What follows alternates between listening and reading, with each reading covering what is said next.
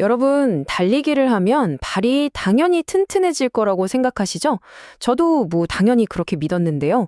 근데 만약에 그게 사실이 아니라면 어떨까요? 오늘 이 시간 러닝과 발 건강에 대한 우리의 생각을 완전히 한번 뒤집어 보겠습니다. 자, 그럼 바로 본론으로 들어가 볼까요? 오늘의 핵심 질문 바로 이겁니다. 달리기가 정말 우리 발을 더 강하게 만들어줄까? 이 질문에 대한 답을 최신 연구 결과들을 샅샅이 뒤져보면서 한번 같이 찾아보시죠. 혹시 그렇다, 아니다 이런 간단한 답을 기대하셨나요? 그럼 아마 조금 놀라실 거예요. 왜냐하면 정답은 생각보다 훨씬 더 복잡하고 솔직히 훨씬 더 재밌거든요. 지금부터 여러분은 발이라는 걸 완전히 새로운 시각으로 보게 되실 겁니다. 자, 우선 가장 널리 퍼진 오해부터 한번 깨고 시작해볼까요? 바로 달리기만 열심히 하면 발은 알아서 튼튼해진다는 생각. 이거 많은 분들이 당연하게 여기실 텐데요.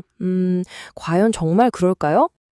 여기 이 인용구가 현실을 아주 적나라하게 보여주죠. 심지어 베테랑 러너들조차 족저근 막염이나 피로 골절 같은 부상을 거의 달고 사는 분들이 많잖아요. 아니, 달리기가 정말 발을 무조건 강하게만 한다면 도대체 왜 이런 일이 생기는 걸까요?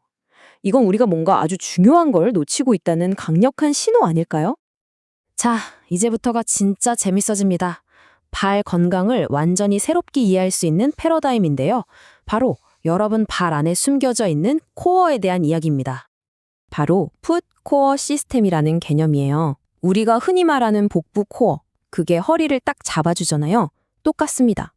우리 발에도 안정성과 힘을 만들어내는 핵심적인 지지 시스템이 있다는 거죠. 이건 근육, 뼈, 인대, 신경이 하나로 통합돼서 움직이는 건데 단순한 발바닥 아치랑은 차원이 다른 개념이라고 보시면 됩니다.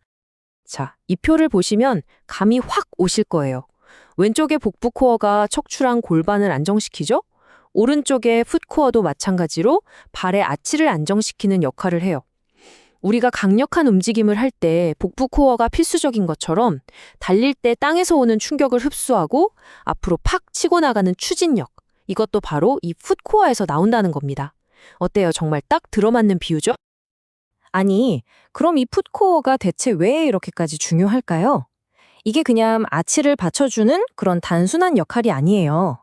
발이 땅에 딱 닿는 그 찰나의 순간, 그 미세한 변화를 뇌에 실시간으로 보고하는 안테나 역할도 하고요.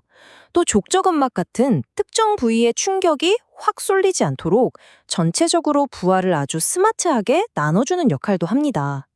그러니까 결국 이 풋코어가 튼튼하다는 건 부상을 막아주는 최고의 보험에 가입한 거나 마찬가지인 거죠. 좋아요. 이론은 이제 충분히 알았으니까 그럼 이제 실전으로 넘어가 봐야겠죠? 이 숨겨져 있는 우리 발의 코어, 이걸 대체 어떻게 깨울 수 있을까요? 방법은 바로 이 쇼풋 운동입니다. 이게 되게 간단해 보이는데 발 가장 깊숙한 곳에 있는 근육, 그러니까 내재근을 직접적으로 타겟하는 정말 최고의 운동이에요. 자, 화면 보시면서 한번 천천히 따라해 보세요. 먼저 앉아서 발을 편하게 두시고요. 중요한 건 발가락을 구부리면 안 돼요. 그 상태로 발바닥 가운데 아치만 쏙 들어올리는 느낌으로 힘을 주는 거예요. 발 길이가 살짝 짧아지는 것 같은 느낌이 들면 맞습니다. 바로 이 작은 움직임이 여러분 발 속에서 잠자고 있던 풋 코어를 딸깍하고 켜는 스위치라고 생각하시면 됩니다. 자, 그런데 말이죠. 여기서 좀 이상한 점이 하나 생깁니다. 일종의 역설이랄까요? 풋 코어가 이렇게나 중요하다면서요?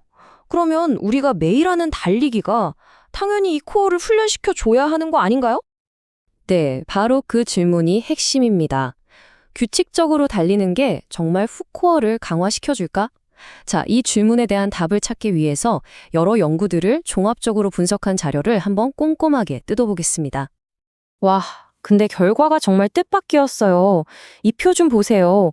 달리기만으로는 발의 혁심 근육, 즉 내재근이 꾸준하게 성장하지를 않는 겁니다. 심지어 어떤 러너들은요, 발가락 힘이 오히려 더 약해지는 결과까지 나왔어요. 아니, 대체 왜 이런 거죠? 결과가 왜 이렇게 뒤죽박죽일까요? 자, 이렇게 데이터가 서로 막 충돌한다는 건 우리가 뭔가를 놓치고 있다는 얘기죠. 뭔가 결정적인 변수가 하나 빠졌다는 뜻입니다. 과연 이 모든 차이를 만들어내는 그 변수는 대체 뭘까요? 그리고 그 정답은 정말 의외의 곳에 있었습니다. 바로 신발이었습니다. 네, 우리가 매일같이 신고 달리는 바로 그 러닝화요. 이 그래프 하나면 모든 설명이 끝납니다. 한번 보세요. 10주 동안 훈련을 했는데 일반적인 쿠션화를 신은 그룹은 발 내재근이 고작 1.8% 성장했어요. 거의 변화가 없죠. 그런데 미니멀리스트 신발, 그러니까 좀 얇은 신발을 신은 그룹은 어떻습니까? 무려 10.6%나 성장했습니다. 와, 이 차이 좀 보세요. 엄청나죠? 결국 그냥 달리기가 발을 강하게 만드는 게 아니었던 겁니다. 어떤 신발을 신고 달리느냐, 그러니까 모든 걸 결정하고 있었던 거죠. 원리는 생각보다 간단해요. 푹신하고 지지력이 아주 좋은 신발들이 있잖아요. 그런 신발들이 우리 발의 풋코어가 원래 해야 할 일을 대신 다 해줘버리는 거예요. 비유하자면 발에다가 아주 편안한 깁스를 채워놓은 거나 마찬가지인 거죠. 그러니 발의 핵심 근육들은 스스로 일할 필요가 없어지고 결국 점점 약해질 수밖에 없게 되는 겁니다. 자, 그럼 이 모든 걸 알게 된 이상 우리는 앞으로 어떻게 달려야 할까요? 가장 중요한 핵심만 다시 한번 정리해 드릴게요. 핵심은 바로 이겁니다. 목표가 그냥 달리는 것 그 자체가 되어서는 안 된다는 거죠. 그게 아니라 내 발 안에 원래부터 장착되어 있는 이 강력한 지지 시스템, 이 풋코어를 제대로 인식하고 느끼면서 의식적으로 달리는 게 정말 중요합니다. 마지막으로 여러분 스스로에게 이 질문을 한번 던져보셨으면 좋겠습니다. 지금 내가 신고 있는 이 신발은 내 발을 도와주는 도구일까? 아니면 오히려 발의 힘을 빼앗아가는 깁스일까? 어쩌면 이 질문에 대한 여러분의 답이 앞으로의 러닝을 완전히 바꿔놓을지도 모릅니다.